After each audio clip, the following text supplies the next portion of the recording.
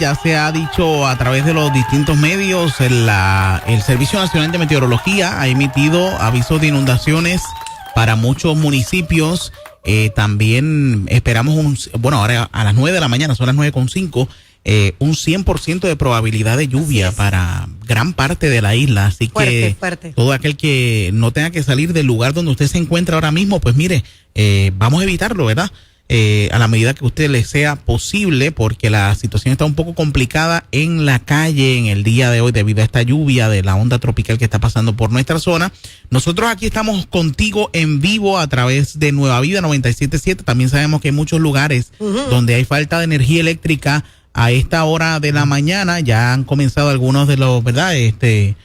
Subestaciones y demás, sobre todo en la parte de Naguabo. Me estaban informando también en el área de Punta Santiago, allá en Humacao, personas que ya no tienen servicio de energía eléctrica, pero son cosas, ¿verdad?, que pasan, sobre todo cuando estas lluvias fuertes comienzan. Sin embargo, nosotros estamos aquí para ti. Edwin Rivera Manso tiene una palabra especial para todos nosotros a esta hora de la mañana, Edwin. Aquí adentro va a llover ahora. Vamos a aprovechar la oportunidad donde tenemos para compartir esta palabra. Sí, le hemos titulado una lectura profética para un tiempo de crisis, y quiero abrir la expresión con esa palabra que aparece en el capítulo 6 de Isaías, en el versículo 1, que yo sé que usted la ha escuchado tantas veces. En el año en que murió el rey Uzías, vi yo al Señor sentado sobre un trono alto y sublime, y sus faldas llenaban el templo.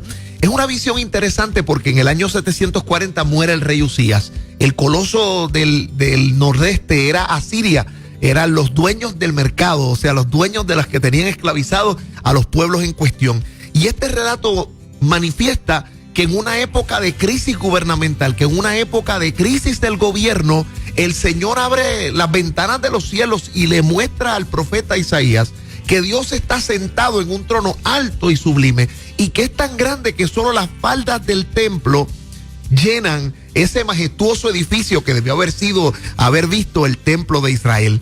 Y cuando yo estoy compartiendo esta palabra, Dios le permite tener al profeta una visión en un tiempo donde él tiene una gran crisis. Y esta forma de memorizar las cosas, o sea, asociar una memoria a un tiempo de crisis, es algo que nosotros hacemos y que recordamos los eventos de esta manera. Moreira y Roberto, hay fechas que nosotros no las recordamos por los dígitos del calendario. Las recordamos por la gravedad del asunto donde nos encontrábamos cuando estábamos atravesando la misma. Déjeme darle un ejemplo. Nosotros en Puerto Rico ya no decimos lo que pasó en septiembre del 2017. Nosotros decimos que la época del huracán María, no importa lo que haya pasado durante el septiembre, octubre, noviembre, usted lo va a recordar siempre en su vida, no por el dígito del calendario, sino por lo que pasó en dicho huracán. Les pregunto, cuando uno le puede compartir a cualquier persona, ¿dónde tú estabas en septiembre 11? La gente dirá, wow, te acordarás de dónde estabas, con quién compartiste, que estabas viendo en la televisión. Pero les pregunto, ¿en qué año fue eso? Uno empieza a buscar y dice, yo tuve que googlearlo. 2001. La fecha no es lo más importante, sino es todo lo que está asociado a ese evento. Y uno dice, pues la época de Hugo, o cuando mataron a fulano de tal, o cuando el primo mío, o cuando se inundó la casa. La pregunta que a mí me surge es, ¿por qué Dios siente la necesidad urgente de revelarse al profeta Isaías precisamente en este momento de dolor, cuando se muere este gobernante? ¿Por qué Dios quiere dejarle una visión tan poderosa en un tiempo de tanta crisis? Y si usted es un lector hábil de la Biblia y me está escuchando, usted empezó a preguntarse ya, ¿pero y quién es Uzías? ¿Y qué pasó cuando se murió? Es la pregunta automática, ¿verdad? Pues yo quiero hablarle de eso. Yo no quiero hablarle de lo bueno que fue Uzías, quiero hablarle por qué se murió. Y porque eso tiene que ver con nosotros en lo que yo llamo una lectura profética de este tiempo para el tiempo de crisis. Y es que el rey Uzías realmente fue un rey muy bueno. Fue un hombre que hizo grandes cosas, y en Segunda de Crónicas 26, del 14 al 15, nos dice que este rey se salía de la norma. ¿Por qué? Porque Uzías preparó todo un ejército con escudos, con lanzas, con yelmos, con arcos, con ondas y con máquinas para tirar piedras. Mire cómo dice este versículo, no es una paráfrasis, así está redactado en Reina Valera. Él hizo en Jerusalén máquinas inventadas por ingenieros para que estuviesen en las torres y en los baluartes para arrojar saetas y grandes piedras, y su fama se extendió lejos porque fue ayudado maravillosamente hasta ser poderoso. Este versículo para mí es interesante. Este rey tenía máquinas de ingeniería, tenía un gran grupo de soldados, tenía sobre 2.600 guerreros en su guardia personal y tenía sobre 300,000 soldados para la guerra. Pero un día esa majestad, ese esplendor cambió, y les explico por qué. Un día Uzías se enorgulleció demasiado y cometió un grave error. Dice la Biblia que cuando fue Uzías fuerte, la palabra fuerte es la palabra hebrea shesek, y esta palabra no es la palabra de fortaleza como vigor físico, porque es la misma que utiliza el Salmo 18, 1 y 2 para decir: nuestro Dios me hizo grande, Dios es mi fortaleza. O sea, la grandeza que este rey tenía no proviene de su interior, sino provenía de la fuerza de Dios que lo hizo grande. No es que él es grande en sí, él es grande por quien lo impulsaba. Y dice que cuando se hizo fuerte, su corazón se enalteció para ruina y se rebeló contra el Señor, y un día fue a la casa del Señor con la intención de quemar el incienso en el altar del incensario del templo. Y esto es interesante porque Uzías era un buen rey, pero a Uzías no le correspondía hacer esa tarea. Uzías era un rey, no era un sacerdote. Dios estaba con él y se envaneció su corazón. O sea, en su corazón él llegó a pensar: yo no necesito al pastor, yo no necesito al rey, yo no necesito a Dios. Y en medio de ese proceso, cuando el rey entra con la intención manifiesta de quemar el propio incienso, dice el versículo 17 de Crónicas 25, que el sacerdote Azarías, con él 80 hombres valientes de Jehová, fueron a encarar al rey. Yo quiero que usted visualice esta escena. Está el rey que va directamente al altar del incensario a él quemar incienso para Dios. El sacerdote se ha dado cuenta y va con 80 de los levitas que están en el templo para encarar al rey y decirle: rey, tú no puedes hacer esto. Y escucha cómo lo narra la Biblia. El rey recibió esta palabra de Azarías y sus hombres, que forman una barricada para impedirle el paso. Mire esto: no te corresponde a ti, Uzías, quemar incienso a Jehová, sino a los sacerdotes, a los hijos de Aarón, que son consagrados para quemarlo. Sal del santuario porque has prevaricado y no te será para gloria delante del Señor. Yo quiero decirle a la gente que me está escuchando que tenemos que tener cuidado con la soberbia y la arrogancia. La Biblia dice en Proverbios 16, 18, antes de la caída viene la soberbia y la altivez de espíritu. Cuidado que quien te esté hablando no sea tu mujer, sino sea Dios a través de ella. No sea tu hija, no sea tu jefe, no sea tu pastor, sea Dios tratando de decirte.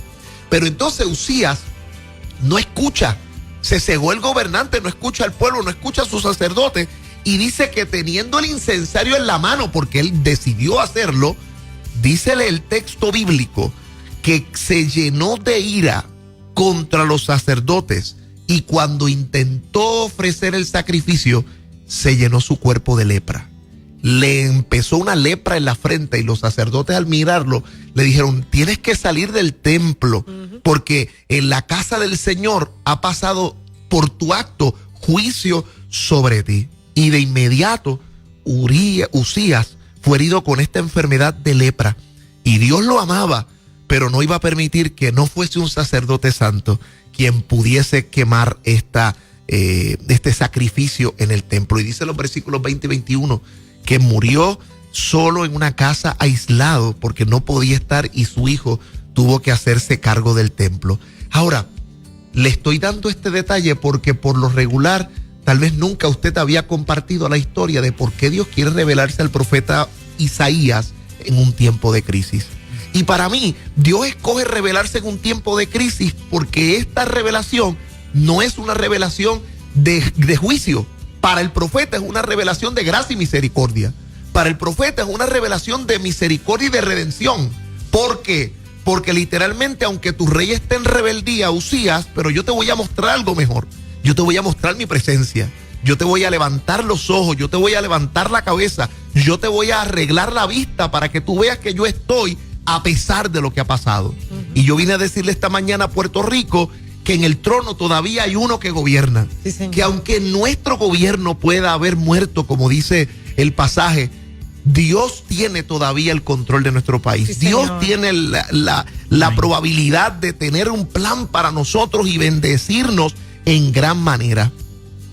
Los momentos de más dolor son los que Dios escoge para revelarse de manera más patente. Voy a decirlo otra vez porque creo que es extraordinario. Así como los momentos de dolor traen la capacidad de recordar cosas que en la línea del tiempo ya han estado atrás, pero te conectan a ella, también son los momentos que Dios decide revelarse de una manera más patente. Escuche como Isaías lo dice: en el año en que murió el rey Usías, vi yo al Señor sentado en un trono alto y sublime, y sus faldas llenaban el templo. En Puerto Rico, yo quiero decirle esto como un detalle histórico. En la historia de lo que llamamos grandes avivamientos, no estoy hablando de cultos buenos o de fueguitos en una iglesia o de un tiempo donde sentimos la presencia de Dios. En los momentos históricos donde ha vivido un revival, o sea, un avivamiento, esto es una visitación poderosa de Dios que iglesia, gobierno y sociedad lo experimentan, porque el crecimiento, la conversión, el cambio de vida no es de solo 5, no es de solo cientos, sino de millones de personas. Siempre se han dado en la historia donde ha habido maldad, donde ha habido pecado, adversidad y persecución. En Puerto Rico, la depresión del 30, el crecimiento fuerte del movimiento pentecostal se da en la década del 30. Cuando específicamente más malo estuvo el mercado, que cambió la forma en que se hizo gobierno en los Estados Unidos, fue el momento donde el Dios tocó al jíbaro puertorriqueño y agarraron güero, pandereta, maraca, coros de 3 o 4 líneas por las calles, y hubo un gran crecimiento del poder de Dios en medio de nuestra tierra. Qué lindo. Así que cuando las circunstancias adversas, Dios se manifiesta de forma más patente.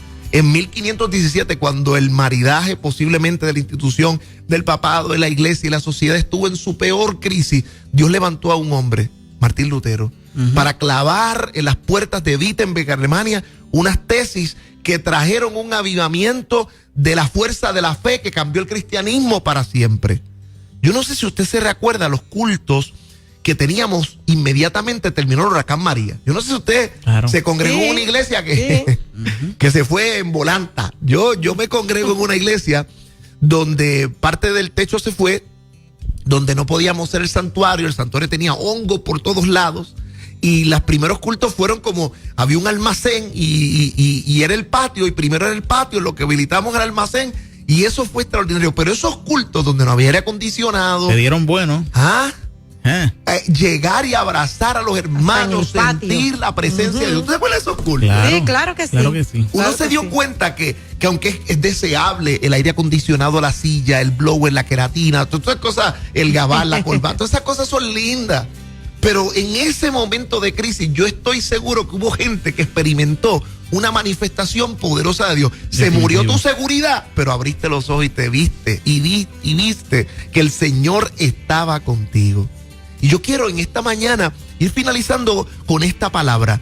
Necesitamos, mi invitación es que no vamos a negar la crisis, pero sí, yo creo que necesitamos hacer una lectura profética de esta crisis. Por ejemplo, la iglesia, nuestro cálculo y nuestras estrategias no pueden ser los mismos del mundo. La iglesia tiene que hacer una lectura profética de estos tiempos de crisis. Tenemos que recordar que somos la voz de Dios y no de los hombres. Y la literatura profética nos invita a discernir de parte de Dios. Por eso lo primero que hace el profeta en este tiempo de crisis es Dios arreglarle los ojos. No es cambiar su situación, es levantarle la vista, es recordarle que Dios todavía está en el trono. Iglesia del Señor, tus ojos tienen que estar más arriba. Tus ojos no pueden solo estar conectados a lo que pasa con Usías. El protagonista de esta historia es el Dios poderoso de Israel. Y con esto termino. Cuando uno mira esta historia y ve los comentaristas, lo que le muestra a Dios a Isaías es como si él estuviese viendo en un plano el edificio del templo, y él estuviese viendo que ese templo, que era majestuoso, el templo de Israel era una de las maravillas construidas por Salomón del mundo antiguo. Lo que él está viendo es como si viera este edificio en un plano, y él ve como el manto, como el ruedo de una falda que llena el edificio. Lo que yo quiero que tú te imagines es que veas un coloso tan gigante que solamente el vuelo de esa falda llena el edificio, porque uno más grande que el edificio está allí. Y esa es la palabra para ti. lectura profética de los tiempos de crisis quiere decir que nuestros ojos no pueden estar solo puestos en la tierra, tienen que estar puestos en el cielo, alineados con el calendario celeste. Y recuerda que cuando muere el gobierno, la esperanza, la tristeza, tu oportunidad, vas a ver siempre al Señor sentado en un trono alto y sublime, porque en Puerto Rico el cielo siempre gobierna. Dios les bendiga, que esta palabra llegue a tu corazón y a aquellos que te aman. Poderoso Edwin Rivera.